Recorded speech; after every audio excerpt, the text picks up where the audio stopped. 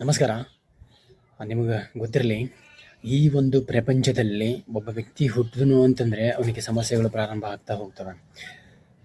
ಮಗು ಹೊಟ್ಟೆಯಿಂದಲೇ ಈ ಪ್ರಪಂಚಕ್ಕೆ ಬಂದನ್ನು ಹಿಡ್ಕೊಂಡು 100 ವರ್ಷದ ವೃದ್ಧರವರೆಗೂ ಎಲ್ಲರಿಗೂ ಸಮಸ್ಯೆ ತಪ್ಪಿದ್ದಲ್ಲ, ಕಟ್ಟಿಟ್ಟ ಬುತ್ತಿ. ನೋಡಿ, ಈ ಚಿಕ್ಕ ಮಗು ಈಗ ಪ್ರಪಂಚಕ್ಕೆ ಬಂದಿದೆ ಅಂತಂದರೆ, ಗರ್ಭದಿಂದ ಹೊರಗೆ ಬಂದಂಥ ಒಂದು ಮಗು, ಅದಕ್ಕೆ ಹಸಿವೆ ಆಯಿತು ಅಂದರೆ ಅಳಕ್ಕೆ ಪ್ರಾರಂಭ ಮಾಡುತ್ತೆ.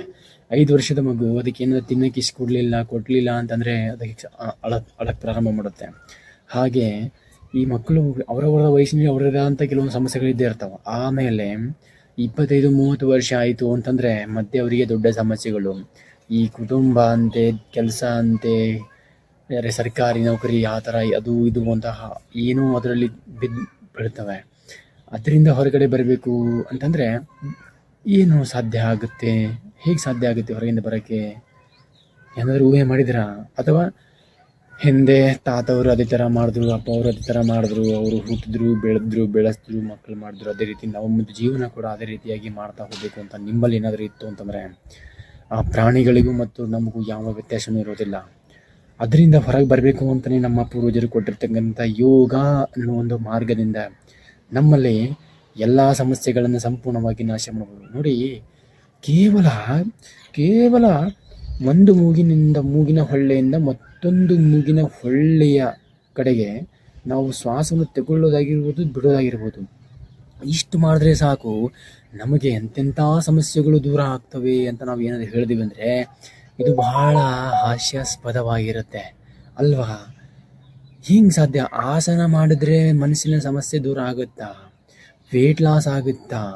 ಲಕ್ಷ ಹಣ ಕೂಡ ಖರ್ಚು ಮಾಡಿದ್ರು ಕೂಡ ಕಿಡ್ನಿ ಸಮಸ್ಯೆ, ಕ್ಯಾನ್ಸರ್ ಸಮಸ್ಯೆ, ಹಾರ್ಟ್ ಡಿಸೀಸ್, ಶುಗರ್ ಸಮಸ್ಯೆ ಆಗಿರ್ಬೋದು, cancer, HIV, AIDS, PCOD, PCOS, ಮಕ್ಕಳಾಗದೇ ಇರೋ ಸಮಸ್ಯೆ, ಮಹಾವರಿ, ಮಹಿಳೆಯರ ಮಾಸಿಕ ಧರ್ಮ, ಇವೆಲ್ಲ ಹೇಗೆ ಸಾಧ್ಯ?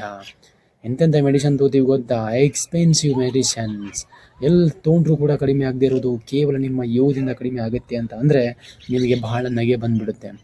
ಅದು ಮೂರ್ಖರಂತೆ ಮಾಡೋಕ್ಕೆ ಹೋಗಬೇಡಿ. ಅದರಿಂದ ಹೊರ ಬರಬೇಕು ಇತ್ತು ಅಂತಂದರೆ ಆ ಸಮಸ್ಯೆಗಳಿಂದ ನಿಮಗೆ ಬರೀ ಗುಳಿಗೆ ತೊಗೊಂಡ್ರೆ ಮಾತ್ರ ನಿಮಗೆ ಸಿಗುತ್ತೆ, ಸಮಸ್ಯೆಗೆ ಪರಿಹಾರ ಸಿಗುತ್ತೆ ಅಂತ ಏನಾದರೂ ಅಂದ್ಕೊಂಡ್ರೆ ಅಂದರೆ ಅದು ನಿಮ್ಮ ದೊಡ್ಡ ತಪ್ಪು. ಮತ್ತು ಅಲ್ಲಿ ಇನ್ನೊಂದೇನು ಅಂದರೆ ಅದೇ ಹ್ಯಾಬಿಟ್ ಆಗಿಬಿಟ್ಟಿದೆ, ಅದರಿಂದ ಕೂಡ ದೊಡ್ಡ ಸಮಸ್ಯೆ ಆಗುತ್ತೆ. ನೋಡಿ, ನಿಮಗೆ ಶಾಶ್ವತ ಸುಖ ಬೇಕು ಇತ್ತು ಅಂತಂದರೆ ನಾವೇನು ಮಾಡ್ತೀವಿ ಗೊತ್ತಾ? ಶಾಶ್ವತ ಸುಖ ಯಾಕೆ ಸಿಗಲ್ಲ ಅಂದರೆ, ಏನೋ ಒಂದು ಪೇನ್ ಆಗಿದೆ ಶರೀರದಲ್ಲಿ, ಕಾಲು ನೋವು, ಬೆನ್ನು ನೋವು, ಸೊಂಟ ನೋವು, ನೀ ಪೇನೋ, ತಲೆನೋವು, ಮೂಗಿನ ಸಮಸ್ಯೆನೋ, ಕಣ್ಣಿನ ಸಮಸ್ಯೆನೋ, ಮಲದ್ವಾರದ ಸಮಸ್ಯೆನೋ, ಯಾವುದೇ ಒಂದು ಸಮಸ್ಯೆ ಪೇನ್ ಆಗ್ತಾಯಿದೆ ಅಂದರೆ ನಾವೇನು ಮಾಡ್ತೀವಿ ಅಂದರೆ ಒಂದು ಗುಳಿಗೆ ತೊಗೋತೀವಿ.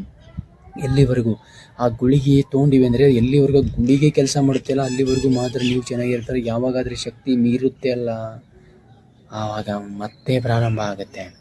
ಅದು ಶಾಶ್ವತ ಸುಖ ಅಲ್ಲ, ಕ್ಷಣಿಕ ಸುಖ ಅಷ್ಟೇ. ಶಾಶ್ವತ ಸುಖದ ಥರ ಹೋಗಬೇಕು ಇತ್ತು ಅಂತಂದರೆ ಯೋಗ ಅನ್ನೋ ಮಾರ್ಗಕ್ಕೆ ನಾವು ಬರಲೇಬೇಕಾಗುತ್ತೆ. ಯಮ ಇದೆ, ನಿಯಮ ಇದೆ, ಆಸನಗಳಿದ್ದಾವೆ, ಪ್ರಾಣಾಯಾಮಗಳಿದ್ದಾವೆ, ಪ್ರತ್ಯಾಹಾರ ಮಾಡಲೇಬೇಕಾಗುತ್ತೆ. ಧಾರಣ ಅಂತೂ ಖಂಡಿತ ಮಾಡಲೇಬೇಕು. ಧಾರಣ ಮಾಡಿದ ಮೇಲೆ ಧ್ಯಾನ ಸಿದ್ಧಿ ಆಗುತ್ತೆ. ಧ್ಯಾನ ಸಿದ್ಧಿ ಆದಮೇಲೆ ಸಮಾಧಿ ಸಿದ್ಧಿ ಆಗುತ್ತೆ. ಸಮಾಧಿನೇ ನಮ್ಮ ಮೂಲ ಉದ್ದೇಶ. ಸಮಾಧಿ ನಂತರ ನಮಗೆ ಶಾಶ್ವತ ಸುಖವನ್ನು ಸಿಗುವಂಥ ಮಾರ್ಗ ಸಿಗುತ್ತೆ. ಯಾವಾಗ ಸಮಾಧಿಸ್ತಾ ಆಗ್ತೀವಲ್ಲ ಆವಾಗ ನಮಗೆ ಶಾಶ್ವತ ಸುಖ ಸಿಗುತ್ತೆ. ಆಗ ನಮ್ಮ ಜೀವನನೇ ಒಂದು ಅದ್ಭುತವಾದ ಸರಗಿಳಿದ ಸ್ವರ್ಗದಂತೆ ಆಗುತ್ತೆ. ಪ್ರತಿ ಕ್ಷಣ, ಪ್ರತಿ ದಿನ, ಪ್ರತಿ ಶ್ವಾಸ, ಪ್ರತಿ ನಿಮಿಷ, ಸೆಕೆಂಡ್ ಎಲ್ಲದರಲ್ಲೂ ಶಾಶ್ವತವಾಗಿ ನಾವು ಸುಖವನ್ನು ಕಾಣ್ತೀವಿ.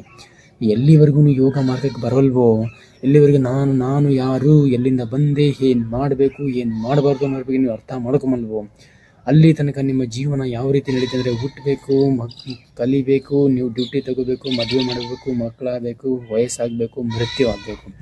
ಇದಕ್ಕಿಂತನೂ ಜೀವನದಲ್ಲಿ ಒಳಗಿರುವ ಆತ್ಮದ ದರ್ಶನ ಮಾಡ್ಕೋಬೇಕಿತ್ತು ಅಂದರೆ, ಪರಮಾತ್ಮನ ಮಿಲನ ಆಗಬೇಕಿತ್ತು ಅಂದರೆ ಈ 8 ಅಂಗಗಳನ್ನು ಸರಿಯಾದ ರೀತಿಯಿಂದ ನಾವು ಅಭ್ಯಾಸ ಮಾಡಿದೀವಿ ಅಂತಂದರೆ ಖಂಡಿತವಾಗಿಯೂ ನೀವು ಅಂದ್ಕೊಂಡಿರ್ತಕ್ಕಂಥ ಗುರಿ ಮತ್ತು ಹಿಂದೆ ಆಗಿರತಕ್ಕಂಥ ತಪ್ಪುಗಳನ್ನು ಸಂಪೂರ್ಣವಾಗಿ ನಾಶ ಮಾಡಿಬಿಟ್ಟು ಶಾಶ್ವತವಾದ ಸುಖವನ್ನು ನಿಮ್ಮದಾಗಿ ಮಾಡಿಕೊಳ್ತೀರ. ಒಂದು ವೇಳೆ ಮನೆ ಕಟ್ಟಿದ ಮೇಲೆ ನಾನು ತುಂಬ ಖುಷಿಯಾಗಿರ್ತೀನಿ, ಮದುವೆ ಆದಮೇಲೆ ಭಾಳ ಖುಷಿಯಾಗಿರ್ತೀನಿ. ಒಂದು ಸರ್ತಿ ಮದುವೆ ಆಗಲಿ, ಒಂದು ಸರ್ತಿ ಮನೆ ಕಟ್ಟಲಿ, ಮಜಾ ಇರುತ್ತೆ. ಒಂದು ಸರ್ತಿ ಗೌರ್ಮೆಂಟ್ ಜಾಬ್ ಆಗಲಿ, ತುಂಬ ಚೆನ್ನಾಗಿರುತ್ತೆ ಅಂತ ಅನಿಸುತ್ತೆ. ಆಮೇಲೆ ಅಲ್ಲಿ ಬರೋದು ಮತ್ತೆ ಸಮಸ್ಯೆಗಳು.